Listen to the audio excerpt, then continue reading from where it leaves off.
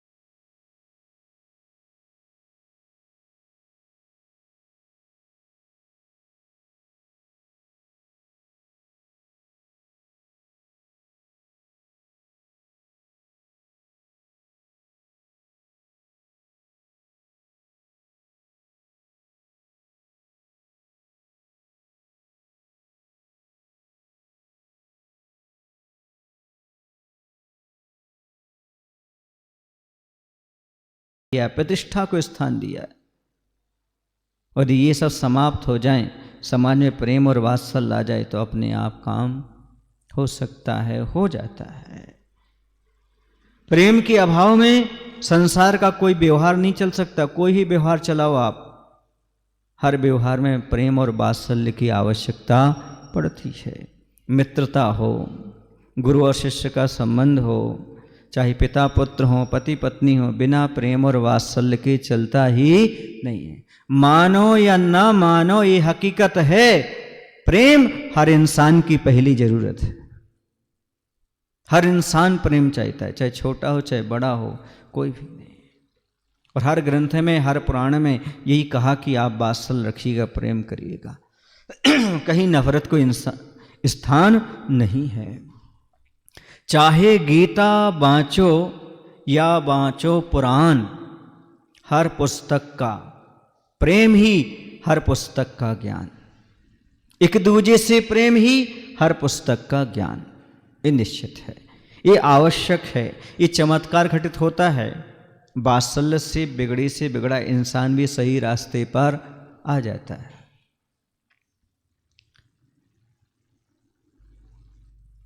ऐसे बहुत सारे जीव हैं जिनको प्रेम और वात्सल्य मिला, उन्होंने गलत रास्ता छोड़ दिया, साधु की संगति मिली और सही रास्ते पर आ गए। क्यों? इसलिए क्योंकि प्रेम और वात्सल्य से हर किसी को सुधारा, संभाला जा सकता है। जो कार्य प्रेम से बन सकता है, वो कार्य कभी क्रोध से नहीं बन सकता, दंड से नहीं बन सकता। जो कार्य क्षमा से बन सकता है, वह और कोई चीज़ से नहीं बन सकता। तो करुणा कह लो, वात्सल्य कह लो, ये सब क्षमा के ही स्वरूप हैं। इनमें लेकिन लौकिक चमत्कार घटित होता है, ये भी कह रहे। लेकिन शांत रस में अलौकिक चमत्कार घटित होता है। कैसे? तो कह रहे हैं, देखिएगा, ऐसे घटित होता है कि जब वह आत्म साथ करता है तो उसके अंदर संयम रत धीमान को ही ओम बना देता। ओम माने अरहंत परमेष्टि बना देता है। संयम के साथ जो शांत परिणाम में रहता है, वह ऐसा हो जाता है, वह अलौकिक चमत्कार घटित होता है, वह परमात्मा, ओम अर्थात परमात्मा बन जाता है। तो कहने का तात्पर्य यहाँ पर यह है, करुण रस वह है जो कठोर पाषाण को ही मोम जैसा मृदु बना दे। वात्सल्य वह पोशाक या पहनावा है, अर्थात रीति या तरीका है, जो पापी अज्ञानी पुरुष को भी चंद्रमा के समान, सोम माने चंद्रमा, उसके समान भी श्रेष्ठ बना दे। यह सब तो लौकिक चमत्कार की बात हुई। किंतु शांत रस ही क्या कहें, वह संयम में लीन बुद्धिमान पुरुष को ओम यानी परमात्मा ही बना देता है। ये शांत रस की महिमा है। कहने का तात्पर्य आप समझ रहे हो। व्यवहार धर्म में बहुत सारे लोग धर्म की ओर जुड़ते हैं। व्यवहार धर्म से तीर्थ का परिवर्तन होता है, लेकिन निश्चय धर्म से आत्मस्वरूप की प्राप्ति होती है। ना हम व्यवहार को गौण कर सकते हैं और ना हम निश्चय को गौण कर सकते हैं। दोनों को अपने अपने समय पर मुख्यता देना पड़ेगी। आज बताओ, आचार्य भगवंत यदि व्यवहार में नहीं आते तो हम सभी अपना कल्याण कर पाते क्या? नहीं कर पाते। लेकिन जब भी उनका कल्याण होगा तब निश्चय धर्म से ही होगा। आत्मा में ध्यान करने से ही कल्याण होने वाला है। अंत समय में ये भी पक्का है। व्यवहार में सबको संभालना, लेकिन निश्चय मात्र अपनी आत्मा को ही संभालना। दोनों धर्म आवश्यक हैं। तीर्थ की प्रवृत्ति करने के लिए, व्यवहार धर्म की वृद्धि के लिए व्यवहार नय आवश्यक है, और आत्म कल्याण के लिए निश्चय धर्म आवश्यक है। दोनों को लेकर के चला जाता है। अंत में यही कहा जा सकता है, शांत रस ही हमारे लिए सबसे बड़ा उपयोगी है। रस राज रस पाक शांत रस की उपादेयता पर बल देती हुई पूरी होती है। इधर माटी की रोदन क्रिया भी और पर्वत शिखर की भांति धरती में गड़ी लकड़ी की कील पर हाथ में 2 हाथ की लंबी लकड़ी ले अपने चक्र को घुमाता है शिल्पी।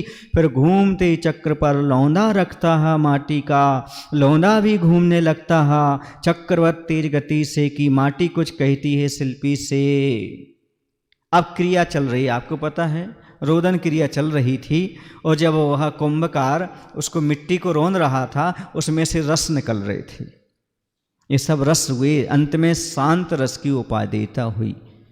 सारे के सारे रस छूट गए, एक सीमा तक ही काम में आए, बाकी सब लास्ट में शांत रस काम में आया, अर्थात मोक्ष मार्ग में अंत में समता परिणाम ही काम में आता है। आत्मानुमुखी होने से ही कार्य संपन्न हुआ करता है। अब कह रहे हैं सारे रसों का यदि राज कोई है, राजा है, रस का पाक यदि कोई है तो है मात्र कौन है? शांत रसी है। हाँ, कह रहे हैं उसकी उपादेयता अलग ही है। इस पर जोर देते हुए अब माटी की रोदन क्रिया चलती है।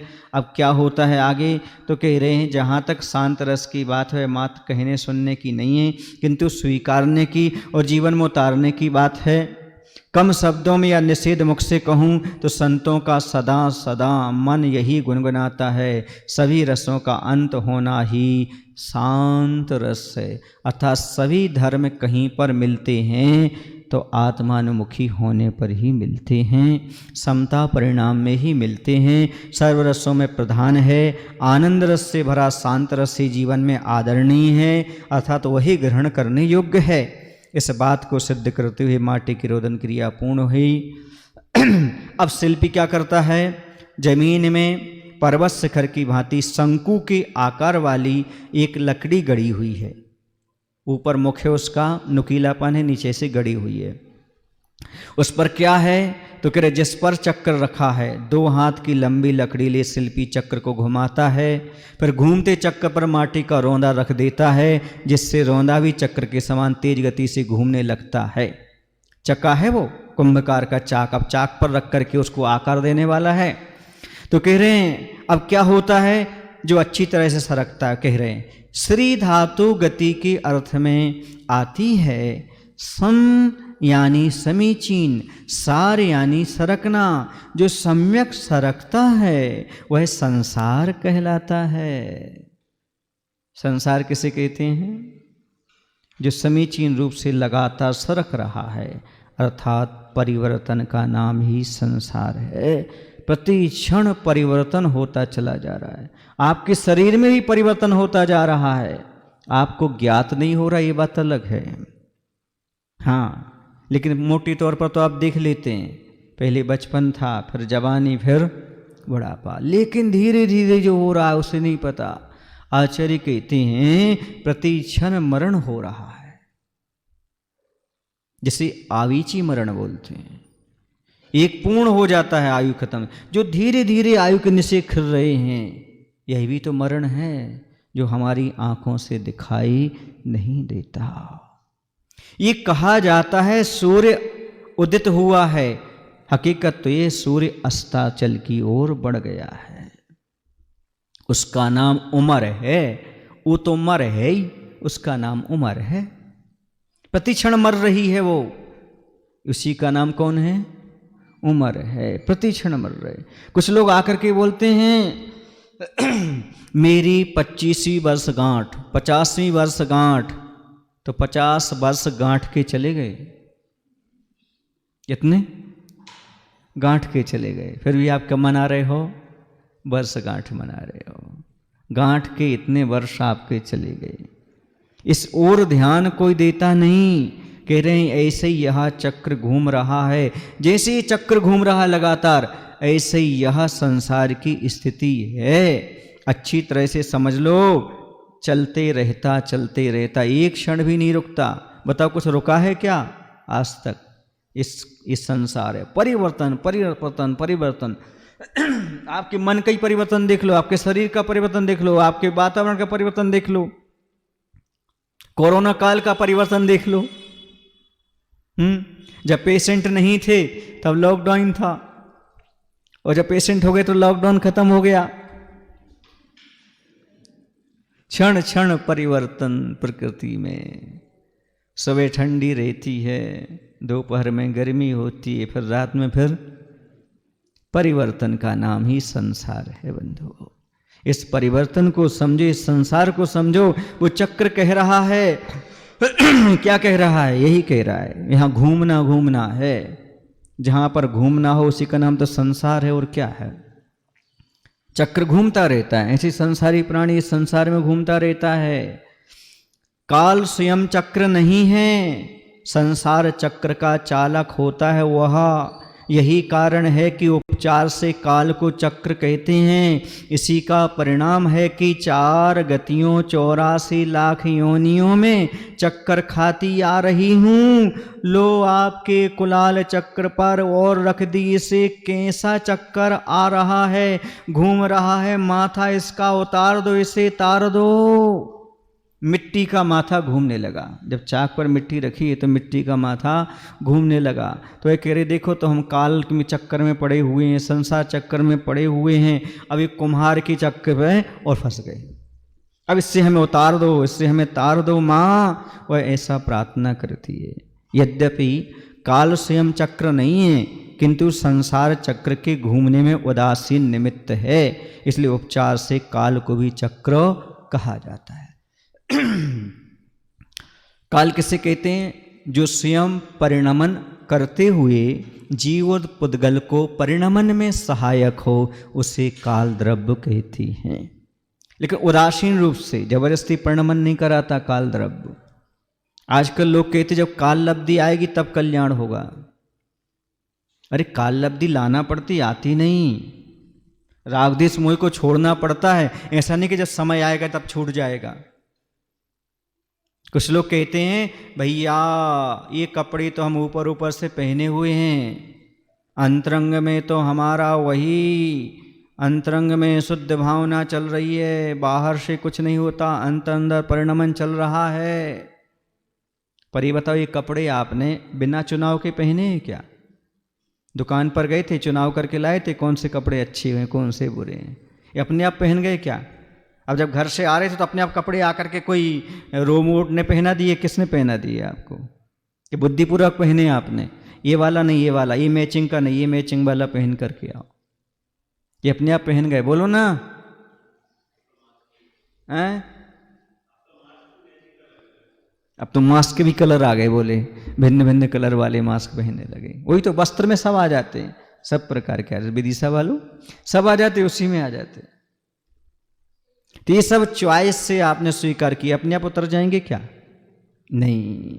तो ये कहने का तात्पर्य यहां पर यही है कि काल को दोष मत दो। कुछ कहते जब समय आएगा तब सब कुछ हो जाएगा, सम्य दर्शन हो जाएगा, रत्नत्रय हो जाएगा। समय की प्रतीक्षा करो, काल की प्रतीक्षा करो। जो जो देखी बीत राग ने, सो सो होती बीरा रे। अनहोनी नहीं काए, ननहोनी नहीं हो तो काय होते अधीरा रे।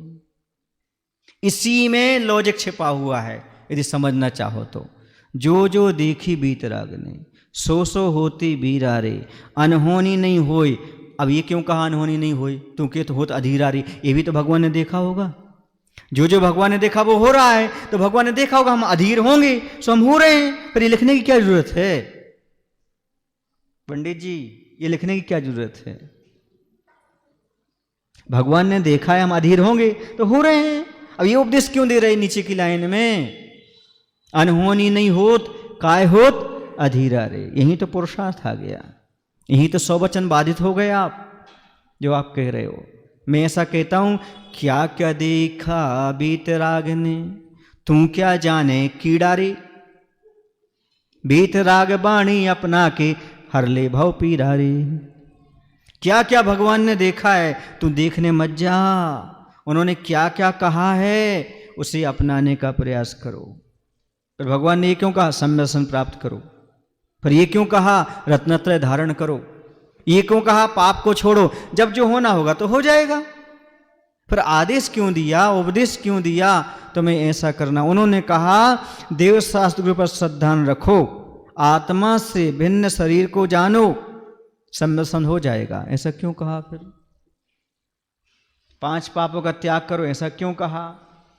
फिर ये भी हो जाएगा कि हम कुछ भी कर रहे हैं तो भगवान ने देखा जाना सो कर रहा हूं, मैं तो निर्दोषी हूं। फिर ऐसा मना लो। तो जितने जो पाप कर रहे दुनिया में वो सब कहेंगे भगवान ने देखा सो कर रहा हूं, भगवान के ज्ञान में झलका होगा?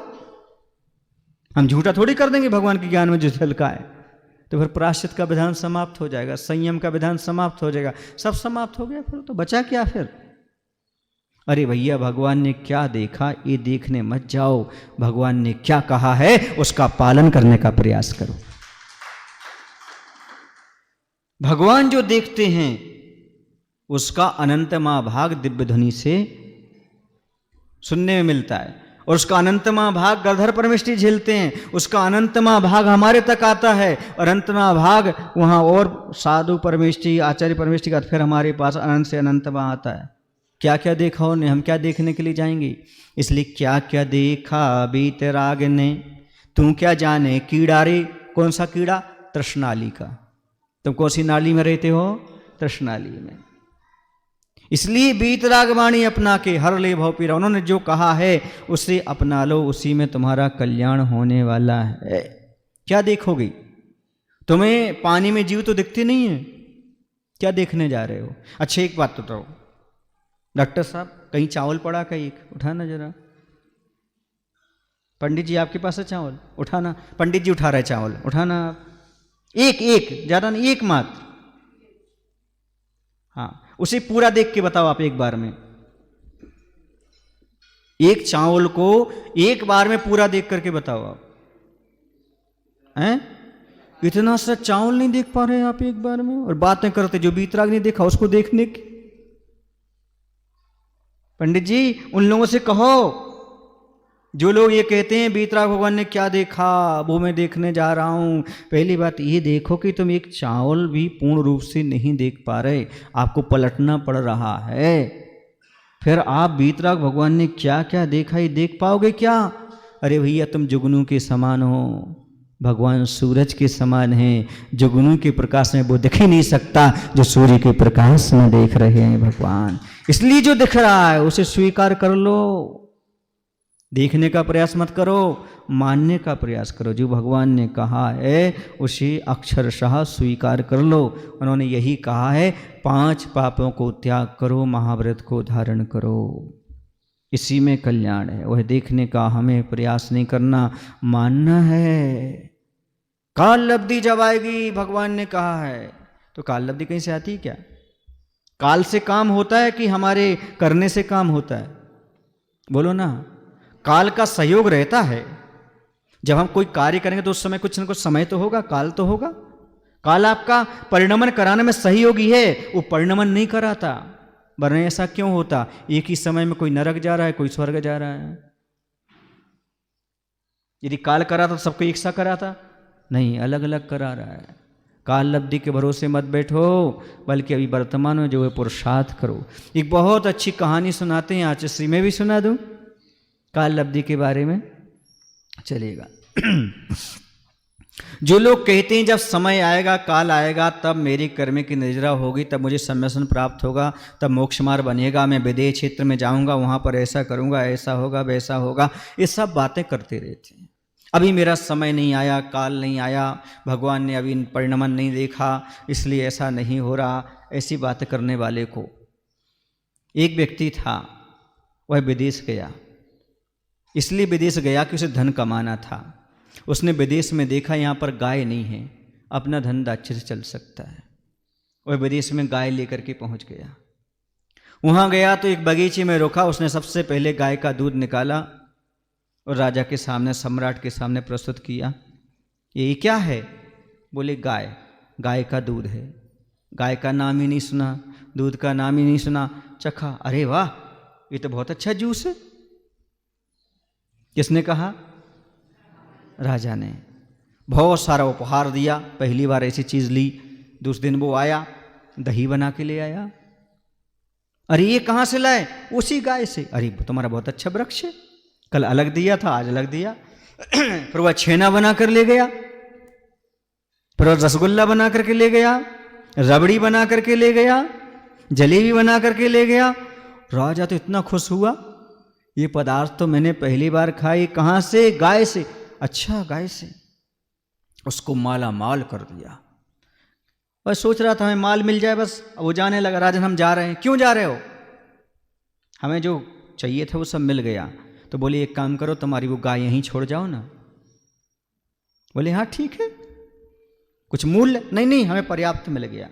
और बगीचे में गाय छोड़ करके वह चला गया। उसने सोचा अब विदेश आए तो कुछ सामग्री खरीद करके अपन चलेंगे। मार्केट चला गया, वहाँ सामान खरीदने लगा।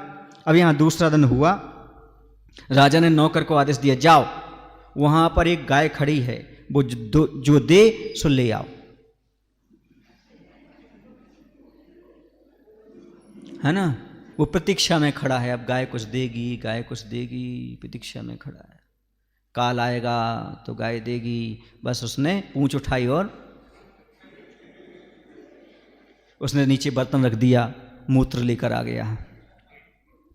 जब लेकर के आया, राजा के सामने प्रस्तुत किया। हंस क्यों रहे आप लोग, समझ में आ रही क्या कहानी? अरे ये क्या ले आए तुम?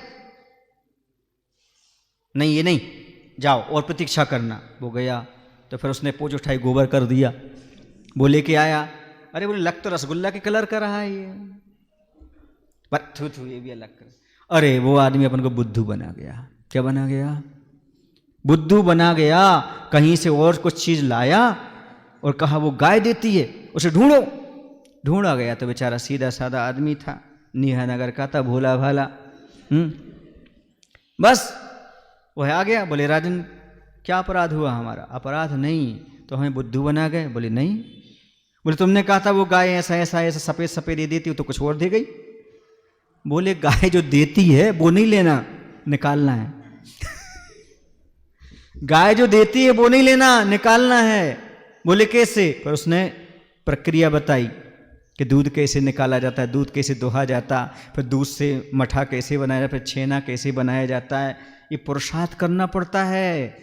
गाय जो देती है वो काम का नहीं है, जो हम निकालते वो काम का है। ऐसे ही मनुष्य पर्याय क्या देती है वो नहीं चाहिए, मनुष्य पर्याय से पुरुषार्थ पूर्वक प्राप्त किया जाता है।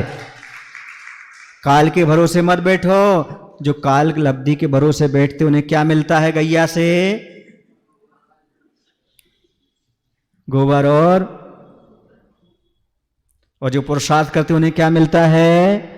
दूध, दही, घी, छेना, रसगुल्ला, रबड़ी, पनीर, श्रीखंड, आइसक्रीम, वो क्या क्या बताते, सब कुछ मिलता है जो बनाना चाहो। बस ऐसे ही जो काल लब्धि के भरोसे बैठे, जब जैसा होगा हो जाएगा, तो समझो मनुष्य पर्यारूपी गैया से क्या पा रहे हैं। और जो पुरुषार्थ कर रहे हैं, संयम को धारण कर रहे हैं, वो मजे में सब कुछ प्राप्त कर लेते हैं। इसलिए काल के भरोसे मत बैठो, कार्य करना प्रारंभ करो। वर्तमान में जितना पुरुषार्थ है उतना संयम स्वीकार करो। काल लब्धि के भरोसे कहाँ तक बैठे रहोगे? जब जैसा आएगा वैसा मैं कर लूँगा। एक मानता है भगवान सब कुछ करते हैं, और तुम मानने लगे काल सब कुछ करता है। काल में सब कुछ होगा। एक कहता ईश्वर सृष्टि का करता है, तुमने मान लिया काल करता है, तो तुम क्या करता है? तुम क्या करते हो? तुम तो बता दो, तुम्हारा क्या स्वतंत्र परिणमन है? एक भगवान पर डिपेंड हो गए, दूसरे पर तुम्हारा क्या है? तुम्हारा राग देश परिणमन क्या है? तुम्हारा पुरुषार्थ क्या है? तुमने जीवन में क्या किया? इसको आप भूल जाते हो। ध्यान रखो बंधुओं, हम ईश्वर को मानते हैं पर ईश्वर को सृष्टि का कर्ता नहीं मानते। हम काल को भी मानते हैं पर कार्य काल करता है ऐसा नहीं, काल में कार्य होता है। जैसे डॉक्टर साहब आपको बता दूं, क्योंकि आपको आपकी भाषा में समझा दूं। पंडित जी को चावल के उदाहरण में समझाया क्योंकि वो पूजा करते हैं। आपको डॉक्टरी करते बता रहे, थर्मामीटर है ना आपके पास, देखते ना कितना बुखार है, 98, 101। वो थर्मामीटर में है कि शरीर में है? तो थर्मामीटर के माध्यम से हुआ कि उसके शरीर में पहले से था? मात्र इसने क्या किया? दिखाया है। बस काल में परिणमन दिखता है, परिणमन तो जीव स्वयं करता है, स्वयं करता है। काल कुछ भी करने वाला नहीं होता। इसलिए काल के भरोसे मत बैठो, वरना वो काल आ जाएगा और कुछ भी नहीं कर पाओगे। ये कहते रहो कल करूँगा कल करूँगा। कहते हैं काल करे सो आज कर, आज करे सो अब, पल में प्रलय होएगा, बहुरी करेगा कब। भगवान क्या करेगा? कुछ नहीं करेगा। हाँ, इसलिए जो पुरुषार्थ वाले होते हैं वो क्या कहते हैं? यही कहते हैं। और जो पुरुषार्थ नहीं करते वो क्या कहते हैं?